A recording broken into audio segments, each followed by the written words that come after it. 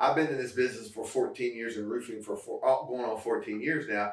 I have never seen it this aggressive. And then we get competitive with our fellow roofing companies. Yep. And that's shown in people ripping down each other's signs. Yeah. But what I'm trying to encourage people to do is lower the temperature in the room. Mm-hmm. Our fighting against the one bringing us the business is a poor decision, in my opinion. I'm going to get criticized for this, but I'm just going to go ahead and say it. Yeah, as a homeowner, you don't really want to have any drama related to just fix my roof. Hey, how's it going? It's Tim Brown. This is the Hook Better Reef podcast, and today I have Reggie Brock with me. Good to see you, buddy. Yes, Thanks sir. for having me. Absolutely. We're so stoked he's going to be in our office today talking to our team, and then we have an event tomorrow. Yeah. Which is going to be over by the time you see this. Yeah. But we're talking about a couple things today. We're talking about why insurance carriers do what they do, because you talk with a different carrier not once a month. About once a month, because you're trying to understand them. Absolutely. I mean, that's the whole game for me. I'm not picking a side. I'm just trying to find information that's useful to people out having to deal with claims every day, our roofing community. Absolutely. And then from my point of view, I think it's interesting because we love to fight. People in the roofing industry love to fight. Yeah. As evidenced by we have a brawl happening later this year, potentially with Dimitri Lipinski and Lee Height. That's interesting. Yeah. But it's also like it's a mindset, and it's an interesting constitution of an average roofer. And I relate to it, so I'm not judging it. It's just this kind of need to have a fight. Mm-hmm. We're fighting the insurance company. We're fighting homeowners. Whatever. Homeowners. Right. Okay. But hey, it does happen, right? Sure. So if we're fighting all the time, though, you kind of it's almost like you wake up, and if there's not a fight, you almost feel unfulfilled. You're going to make one. Yeah. But if you wake up and there's a fight available to you, you're like, it kind of feels right. Yeah, it's an endorphin. I mean, it's like that stuff that charges us, and we want a cause. We want something to fight for. Where can I spill my blood? Because if I spill my blood, I'm proving that I'm invested in whatever area this is. And I've been in this business for 14 years and roofing for going on 14 years now. I have never seen it this aggressive. I mean, like when I first started in 2010. I remember getting up on the roofs with contractors, homeowners say, which I don't recommend. Homeowner goes like, hey, I got 2 roofers I'm looking at. I'm going to bring both of them out to meet the adjuster. And I have literally seen back in 2010, adjusters about get thrown off roofs.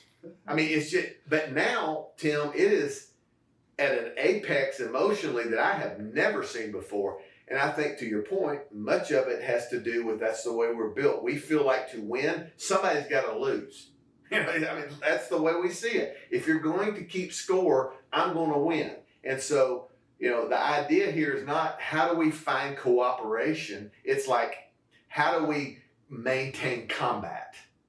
And so that bleeds into every area of our business. And look, I'm not even critical of it. I'm just saying it's the way people are built. Hey, thanks for watching this episode. Please like, comment, and subscribe. It really helps other people see this content. We're back every Tuesday and Friday with the podcast, and we've got a ton of other videos. Thanks, guys. And we kind of have to have some fight, right? Like, it's just like you're fighting for either something deep, or like, let's say, the initial conversation that we had on this podcast was about fighting for real influence, trying to figure out things that are worthy of trying to actually move culture and the industry towards, or you're going to fight about things that are a little bit more surface level potentially. I fight at domino games. Yeah. I'm just saying, it gets competitive, man. And we get, my wife and I have been married for 34 years. She hates playing cards or dominoes with me because when that red light's turned on in the game, we're rolling dice, dude. Don't tell me to keep score and not compete. Yeah. And so. It's I have the same thing. Yeah, it's like I can't if I ain't got something to fight against and show the ability to compete and win. What's the point? And then we get competitive with our fellow roofing companies. Yep. And that's shown in people ripping down each other's signs. Yeah. That's shown in any other kind of combative behavior on the internet, things like that. But what we're talking about is where insurance companies are going here too, and like what is their motivation? Because I think like you've had these unique conversations. Yeah. Can you tell me some unique anecdotes that you've had having these conversations with people? I'm guessing there's some of them at a high level. Yeah, I mean, I've been in 3 top 10 offices of claims of insurance companies in the last 5 years, and then the rest of them have been kind of moderately built, either single state carriers or regional carriers. And so, but I go in with the same intent, and how in the world I get in there is, I think, pretty simple. I'm just like, look, I want to try to mediate some of this. I don't know that I'm qualified for it, but nobody else is really trying. You're either on one side or the other. Yeah.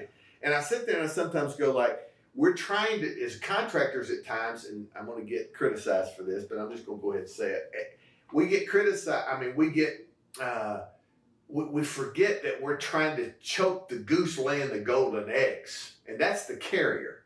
You can argue with me till you're blue in the face, but especially guys who run insurance work as a primary piece of their business, if you take the insurance claim out of their business, they don't have a business.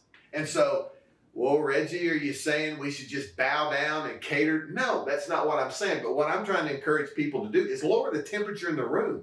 Mm-hmm. You know, our fighting against the one bringing us the business is a poor decision, in my opinion. Mm-hmm. Now, are they always right? Are they ever right? No. I mean, that's not necessarily the case. But you're fighting against what's causing the business to come your way if you're in the insurance business. Mm-hmm. And so that's why I think you're seeing a lot of guys pull away from insurance right now and working in retail. They don't want to have to deal with the conflict that comes along with it. So to your question, when I go in, I tell the carriers, I'm like, look, I just want to know so I can explain and share with people some of your motivations and your intentions. And Tim, I was in the insurance business for 26 years. So really? I know the underbelly of this. I did not know that. Yeah, 26 years. And so I was an adjuster. I had a public adjuster's license. I've set policy in states. I have built organizations for carriers. So I have a pretty vast experience in that. So when I go into them, I want to hear from them by region. If they're just regional guys, what are the factors that you need to see come about to create the right relationship that ultimately brings the homeowner back to being whole, right? Mm-hmm. And I think sometimes we forget about that. We're so caught up in the fight, we forget about the ramifications. And sometimes the bloodbath that we're involved spills over to someone who doesn't deserve it, and that's the homeowner. Yeah, as a homeowner, you don't really want to have any drama related to just fix my roof. Yeah, and it's almost like even if you got like, let's say like an upgraded shingle or something additional from your insurance carrier, it matters, but like probably not as much as it does to the roofer.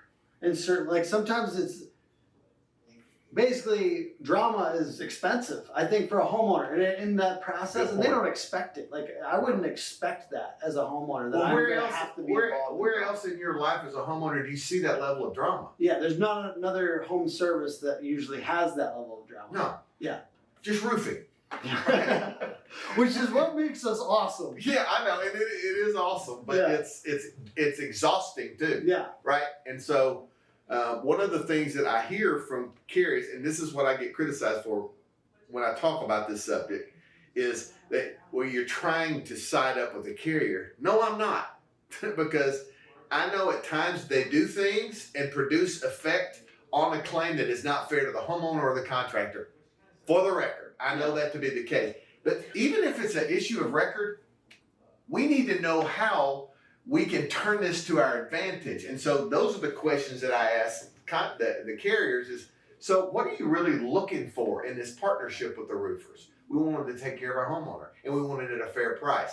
Now take that statement and move it into any other area of our life, and would you want to fight when you heard that? Like, I just want, we want the experience to be right, and we want to be fairly paid. Yeah, it's really just I don't believe you. Right. Like if I'm playing the advocate of the roofer half the time, it's that we don't believe you. Because okay, stop right there. You don't believe me, and I'm the carrier. You're roofer, I'm carrier. That's basically it. Yeah. So then I say to you, so should I trust you? And Tim goes, well, of course you should trust me. And then I've seen this happen. I have sat in claims rooms, video calls with homeowners and their roofer, live calls. And here's what the carrier says. Tim, you did this roof, looks great. They sent in a final invoice and you billed me for, exchange, or I paid you to replace drip edge. Drip edge is the same. You didn't change the drip edge, did you? Mm. No. Well, then why did I pay you for it? I paid you for a service you didn't do. Yeah.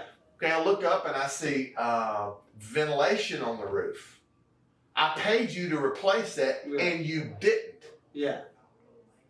Now, there's definitely, well, I just want to note for this, it's like, it is important to note that there are contractors that aren't doing what they said that they're going to do. And that is an obvious, like, it's hard to talk about on this podcast because there's 4 roofers, but there are certainly, there's probably a lot of those cases, right? And that is what creates an antagonistic relationship. Right. That then when you see these videos of, Raymond Little on the roof, kind of like this adjuster is clearly being kind of obstinate. No doubt. Like that is why they're being obstinate sometimes, because there ends up being a policy that gets carried down that's like, these roofers aren't doing what they said they're going to do. But it's just really, the question is, whose claims are the most valid? And I think unfortunately there's some claims that are legitimate on both sides. That's the toughest part. That's the toughest part. But just noting, like, I think it has to be said. There's also been manufactured damage. No doubt. Right. So those things have to be kind of brought into light when you're having this discussion about the tension between roofers and insurance companies. There is manufactured damage by roofers occasionally. There is things that aren't being completed that are being stated that they're being completed. To what degree, like, I mean, you might know more than I did because of your background, like how much of that work not being completed that was said to being completed is happening. So there's a correlation. When you get into an area where there are high deductibles, especially percentage deductibles, Texas is a perfect example. And I'm not going to call the carrier's name, but I worked with the top 10, a top 5 in 2014, I think. They had 2 Cat 5 storms in Dallas. I was living in the Fort Worth area, and we were working with this carrier. And one day my phone rang, and we were doing 2,000 claims a week. A week. We were moving, when I say we, our managed repair company was sending 2,000 claims a week to the Dallas Fort Worth roofers at the time.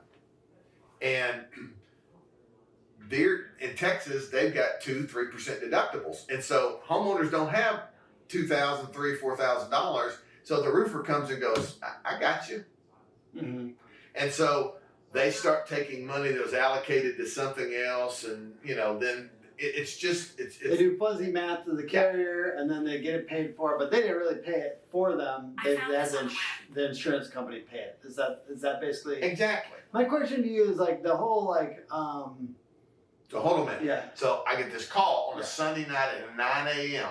and this guy says he was with the carrier and he's an auditor. He's a property auditor. And so he flew in that next morning and met me at 7 o'clock on property, and we spent the next 14 days from sun up to sundown, just going and looking at roofers' work and seeing if what was, not the quality of it, but just what was paid for and what did they do. And it was staggering how much loss was involved in what was paid for and not replaced. And listen, I'm not even worried about the carrier. I'm worried about the homeowner. Mm-hmm. I'm pro roofer. I sold roofs for 7 years. I mean, I know what it is to knock doors. I know what it is to get up. I know what it is to deal with cantankerous adjusters. I know all. I know all of that. But the fact of the matter is, I think for us to take a leap in our business, we're going to have to lower the temperature in the room in conversation, and we're going to have to learn how to play better together, or this thing is not going to go in our favor. I agree 100%. And I want to ask a follow-up question to that. But first, do you believe that the insurance carriers' motives are as pure as the white-driven snow? No. Because you kind of, you're advocating, which I understand, which is the roofers that are unethical. You're kind of using that here to explain the insurance perspective. Right. How pure is this insurance from your perspective? And I honestly, I believe you. I'm not trying to I'm just saying how ethical is it really? Yeah. Because there's a lot of profit in the insurance game, but they don't want roofers to have too much profit. I'm with you. And so again, for the record, I think to me, this is an information gathering opportunity. You asked me, what are some of the specifics? Yeah. That's a specific. I love that specific. I'm not judging that, and I'm not even agreeing with it. But what I'm saying is, you say, what are they saying? That's what they're saying. Yeah, okay. And so, to your question now, no, I don't think they're pure in motive 100% of the time. But my point is, we share a common denominator in the policyholder, the homeowner, that I think that we should learn to finally work together for the good of the outcome of the end user, which is the policyholder. Now, listen, I think that there's a very small percentage of roofers today that still kind of behave in some ways unethically. Yeah. No doubt about it. But we got carriers like that too. I mean, we've got attorneys like that. You think? We've got PAs like that. Everybody in this game, there's a section of the business that's just that's defiled. And so I don't think there's more roofers or carriers. I just think that there's a portion of pollution, if you will, in every part of this equation, including homeowners. And so, my deal is when you say to me, what are they saying? I think that's a valuable conversation. That's super valuable. I just wanted to get it all clear. Contractors love the catch-all because it makes every single one of their roof builds easier and more profitable. Protective netting wraps facade and landscaping to prevent from left-behind nails and damage. Homeowner referrals bring you more jobs, and insurance supplements bring you more profits. But my favorite part, the branding. You talked about these people that have said they replaced something that then had not. Mm-hmm. What kind of consequences do those individuals see? And then I got a quick follow-up to that, so I don't want to stick there for too long. So it's very expensive to enforce. Yeah. So, like in Texas, there's a group, they're pretty highly aggressive with it right now and really going after these guys, and I see it pretty regularly. But in the grand scope of things, it's like a small, very small piece of enforcement, which if you're not going to enforce it, why is there even the law there? I would say what I'm trying to get at here too is that I feel like on average, when you try to perform ethically, it may not be as profitable in the short term, but in the long term, you have less consequences. I think there's reputation problems, right? I think the reason that it's not as it doesn't spread like wildfire, the negative reputation of bad players, is because it's just something that's not replaced that often. So it's not like you have another roofer up there shortly and they're like, these flashings weren't replaced. Right. And look at this work order from last year. Mm-hmm. I think that maybe that's why it's not, why they don't see as many consequences. Basically in a lot of areas of life and business, if you act somewhat unethically, there are consequences. Mm. And so on average, I think it makes more sense to just act ethically unless you're some kind of evil mastermind. Well, and I think too that homeowners just want their roof replaced, and whether it's once every 7 years or once, like in the case of Texas, you might get a new roof twice a year. Pretty regular. Yeah, but I don't even want it. If I'm a homeowner, I don't even want a new roof. No. I don't even have to think about it. That's actually sucks. Yeah. In a way. Yeah. I state, and I want to be real clear about this. When I meet with carriers, I have zero interest in anything other than what are you looking for? How can if I just have a small audience or a big audience, what can I say that will impact the relationship? Why are you doing this? Because I ask them questions like that. Why are you so combative? Why is it you denying stuff? Well, this is a policy-driven decision. And so, I go I just try to dig in a little bit, and honestly, it's been helpful and they've been very open, and I've tried to share it with as many people as I possibly can, just to make you aware. You know what? Let's kind of wrap up with a little bit more on that. But basically, like this idea of trying to understand the insurance perspective, including in going into carriers when you can, like talking to people and really trying to understand it. Like in the absence of information, we just imagine these like ogres in a corporate office just counting their dollar bills. I mean, as a corporation, insurance companies are not that. The commercials are good. Yeah. The jingles are good. But like in general, like especially for contractors, just imagine this kind of greedy corporate structure. So the more information we can shed on that, it just it's more accurate. I'm not going to argue with you about that because I think that they are greedy. Yeah. But again, if I can extract or we can extract more information from them about requirements and about why the motives behind doing certain things, which I'm not saying I know them all, but they've been pretty free to give the information. The problem is we have reached a point to where we just don't want to hear it. All we want to know is there's a devil out there called the insurance company, Snake Farm, and whatever. I mean that we've got to fight. We got to get up every day and whip, or they're going to destroy us. And the fact is, if I can just find some information, I can share it with people, and it helps them kind of reassess and reset kind of the way they're going to market. Hopefully, it's helpful. And I know we're talking about this tomorrow at the event at Hook Agency, but managed repair programs, you've said that they're finding a friendlier audience among some contractors as there becomes a little bit more professional outfits. And this is rude to say, but like roofers that are just like at the scale where cooperating makes a lot of sense. I'm not going to name names right now, but there's a lot of money in PE right now. As you know, there's a lot of things going on with equity coming into the market. And one of the things that these big mature money guys are looking at is the opportunity to partner stronger with carriers, whether direct or through a managed repair. And so the problem that MRPs and DRPs face right now is it's a land grab, right? So we're going to see an escalation in claims by year, depending on geographical coverage that the carrier has. So some say right now about 5 to 12, 13% of the claims go through an MRP. And with that little amount of claims, think about the noise that comes with just a 5 to 12% share that MRPs get. I mean, people are losing their minds over this. Mm-hmm.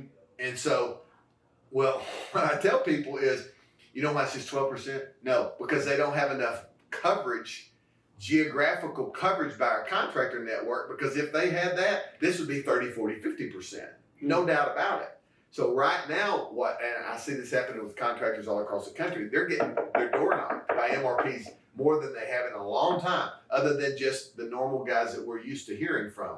These people are putting together MRPs, they're putting together DRPs, and I'm talking about roofing guys, right, that used to stand up and just hate the guts out of insurance, and now, So what's DRP?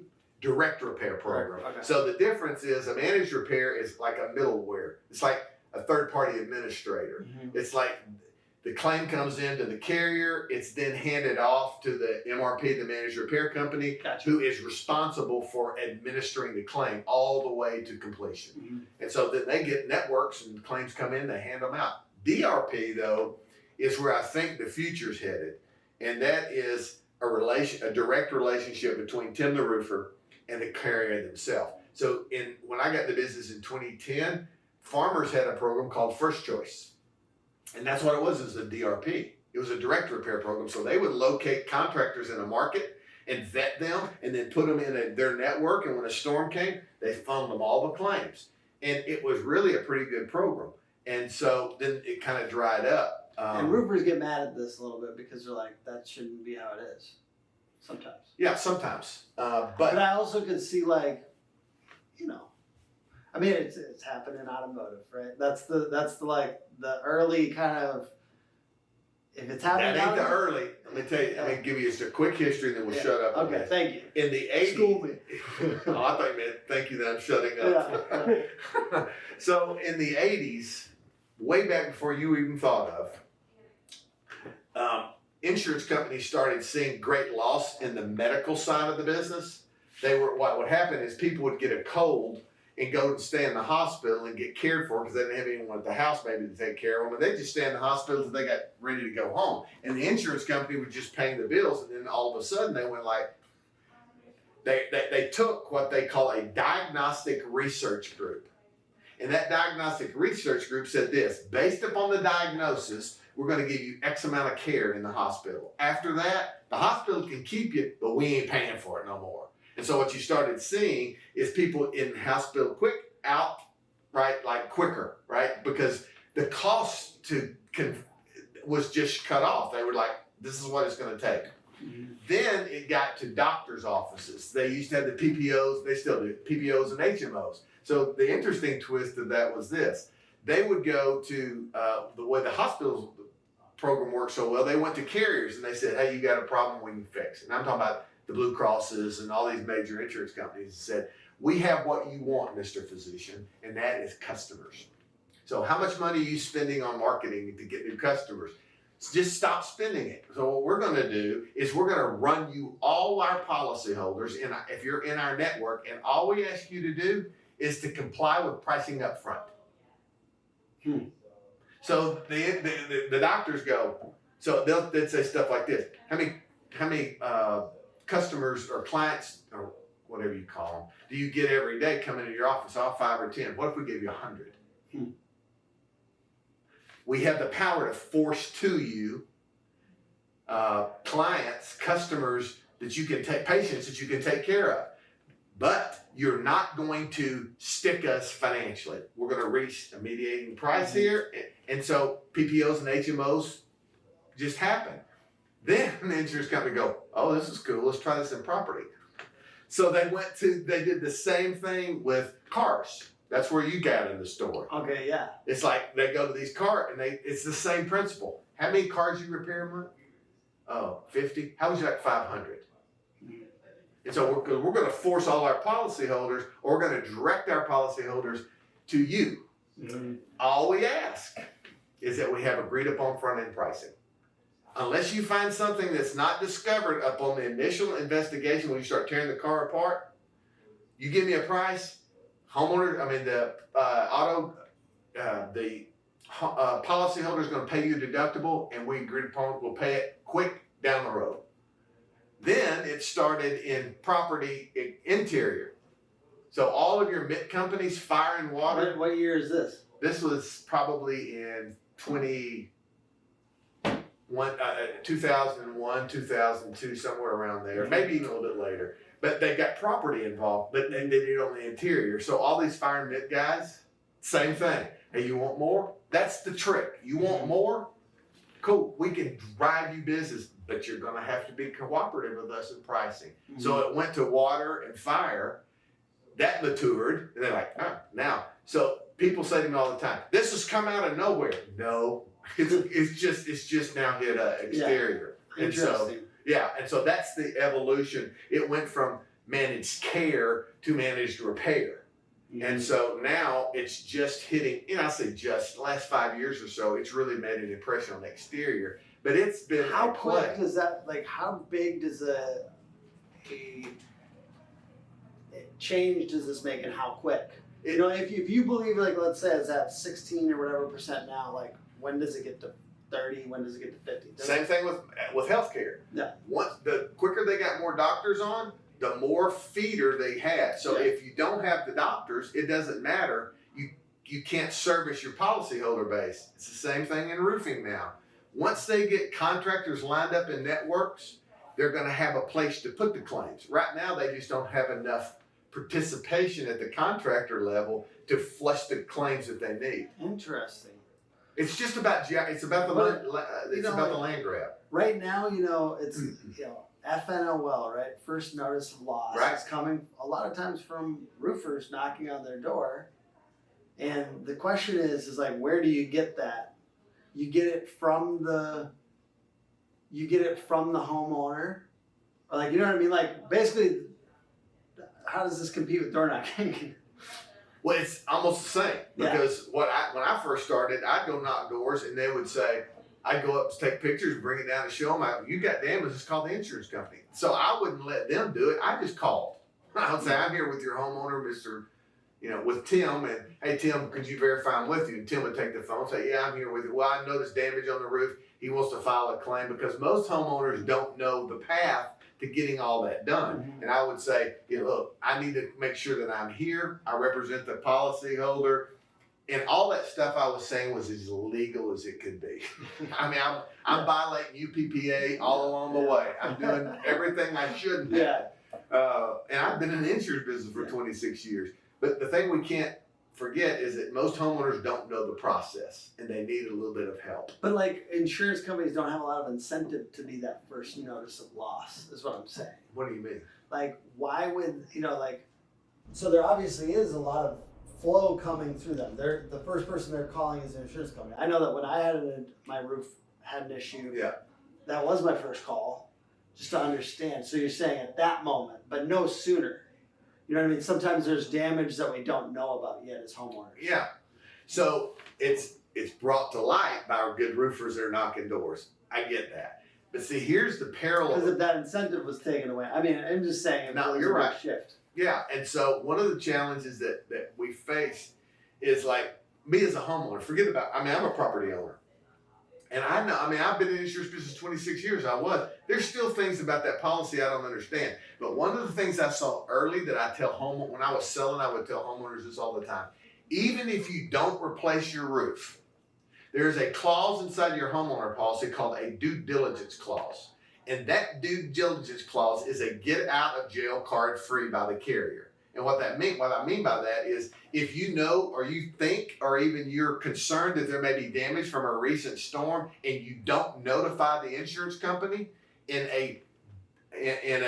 with due diligence, meaning, hey, I'm doing my part here, they can deny future claims. So you notice something today, 6 months from now it starts leaking. They have the data just like we as roofers have the data to know that a storm blew through here that day. And now you've waited 6 months to call me. Why didn't you call me when this first happened? Mm-hmm. So to me, that's indicative of some of the carrier style. They like trying to find loopholes. I basically wanted to note that there's always kind of even if there's a good chunk of business covered by these programs, I mean, just kind of like, there's always opportunity for roofers to find new business that's not this, right? Yeah. Like it's not like they're going to come in. They're not going to be notifying homeowners. That's basically, I'm trying to figure out if I'm right, but I would assume they're not going to be notifying homeowners of, like, if there was 5 claims in a block, they're not going to be like, hey, other 20 homes over here, by the way, you should get your... Right, no. That's not the point. They're going to wait until that's leaking. Yeah. And it's bad or something, And so you just got to, and that's another great selling tool for roofers, is just educate the homeowner on, forget about calling the claim. If you can't do that, don't do that. Just make it so advantageous to them based upon your knowledge that you're the clear-cut winner. Yeah. And so when I would go in, I didn't care if there were 50 roofers there because I knew how the claim worked. I knew the intricacies inside and out of the policy. And what I would always tell homeowners is this: you don't believe me, call your adjuster.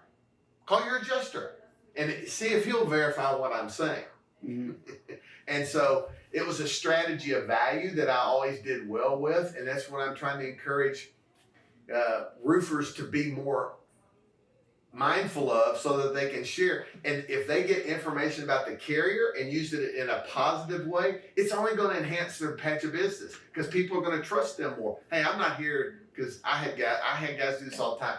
I'm going to tell you something, Mr. Homeowner, the insurance company's doing nothing but screw you. All they're trying to do is rip you off and keep you from getting the roof you deserve. And then, if I've had coverage with an insurance company for 10, 15 years, and you come in here bashing them who've taken care of me in the past, it puts us on a bad path. Just gather new information, incorporate it into your presentation, and you're going to get further, I feel. Hey, I think that's a good note to end on, and I really appreciate you being on the podcast again. Thanks for doing it in person. Man, I'm glad to be here. Thank you so much for having me. And thanks for speaking with our team today. about mindset. All right, guys. Have a good day. Have Reggie into your team. Yeah, I'd love to come see you. And visit him as he's traveling around the country. Yeah. He's got some events. So appreciate you, sir. Thanks, Tim. Yep.